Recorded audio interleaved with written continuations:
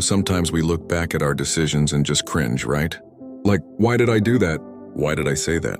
What was I thinking? We've all had those moments where we feel like we've played the fool. It's a terrible feeling. But what if I told you there's an ancient guidebook, a bestseller for thousands of years that has a specific practical strategy for how to stop being a fool? I'm talking about the Bible, specifically the book of Proverbs. The book of Proverbs is like a collection of life hacks from the wisest man who ever lived, King Solomon. And his number one piece of advice on how to stop being a fool? It's surprisingly simple yet profound. It's this: the fear of the Lord is the beginning of wisdom, and knowledge of the Holy One is understanding. Now hold on, fear of the Lord? That sounds a bit intense, maybe even scary, right? But the word fear here doesn't mean being terrified like you're watching a horror movie. It's more about awe, respect, and reverence. It's about recognizing that there's a creator, a God who designed the universe, and you and his principles for life are the ultimate instruction manual. It's realizing we're not the center of the universe. Think about it like this. Imagine you're trying to assemble a really complex piece of furniture. You can try to figure it out yourself, jam pieces together, get frustrated, and end up with a wobbly mess. That's the fool's way.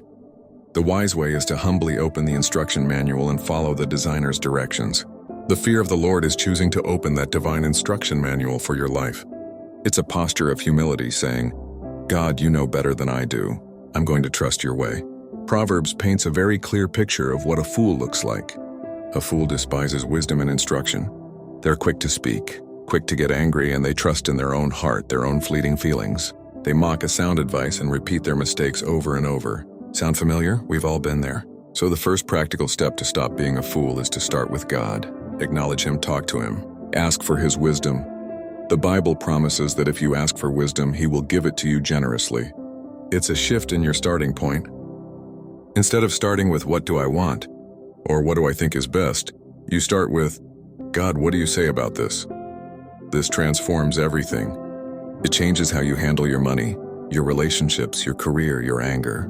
Instead of just reacting based on impulse, you have a standard, a plumb line of truth to measure your decisions against. It's not about becoming a perfect, boring robot. It's about becoming truly wise, making choices that lead to a life of stability, peace, and purpose instead of one filled with regret and chaos. So if you're tired of making foolish mistakes, the starting point isn't a new self-help book or a 5-step plan. According to this ancient wisdom, it's a simple, humble turn of the heart. It's choosing to respect the designer and read his manual. It's the beginning of wisdom and the end of playing the fool.